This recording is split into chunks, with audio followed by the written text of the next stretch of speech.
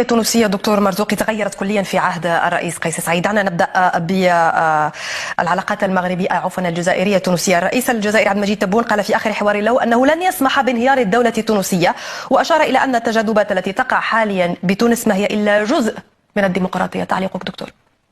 كل ساعة من نصبك وليا على تونس؟ كلاب الجزائر. عندك عمل كبير بالجزائر. من نصبك على تونس؟ تونس دولة موجودة حتى قبل دولة الجزائر، وتونس دولة يعني لها أسسها ولها مقاومات ولها شعبها يحميها. شو دخلك أنت بالموضوع؟ لكن المصيبة هو أنه يعني هذا النظام الجزائري يعني دائما وابدا يتدخل في شؤوننا. احنا عمرنا ما دخلنا في شؤون الجزائر ابدا، لكن هذا النظام يتدخل في شؤوننا بدون استمرار. انا اقول لك انه هذا ليس سر، انه يعني حاربونا بكل الوسائل في ابان الثوره، وكان واضحا بالنسبه لهم انه لا سبيل انه تنجح الثوره الديمقراطيه في تونس، ويعلم الله قداش مشيت لهم يا ولدي احنا اخوات، احنا كذا، احنا كذا كيف.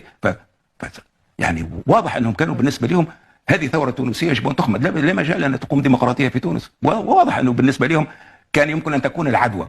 بين قوسين كانوا على حق. فكانت العدوى طبعا كانوا على حق. يعني كانوا على حق، والدليل على ذلك الحراك اللي هو مجرد الصداقه لما وقع في تونس ولما وقع في مصر الى اخره. لكن في اخر المطاف يعني هذه ديكتاتوريه تريد ابقاء الديكتاتوريه الموجوده الان في تونس وتدعم هذه الديكتاتوريه وخايفه على هذه الديكتاتوريه ان تسقط. ستسقط هذه الديكتاتوريه في تونس، سنسقطها احنا التوانسه، ولن يستطيع احد انقاذها، لا انتم ولا غيركم. وانا احيي هنا يعني نضال الشعب الجزائري من اجل الديمقراطيه، واحيي الحراك واتحمل مسؤوليتي في كل ما اقول. هل تظن انه اذا سقطت الدكتاتوريه بتونس سوف تسقط بباقي الدول المغاربيه؟ الدكتاتوريات العربيه كلها مؤهله للسقوط، كلها، لانها هي المشكله وليست الحل. الدكتاتوريات العربيه هي اللي دمرت هذه الامه. احنا امه ب 400 مليون نسمه، كان المفروض اننا نكون امه صانعه للتاريخ. احنا امه ضحيه هذا التاريخ، لانه هذه الدكتاتوريات الحقيره دمرت شعوبنا، اهلكت شعوبنا، اذلت شعوبنا.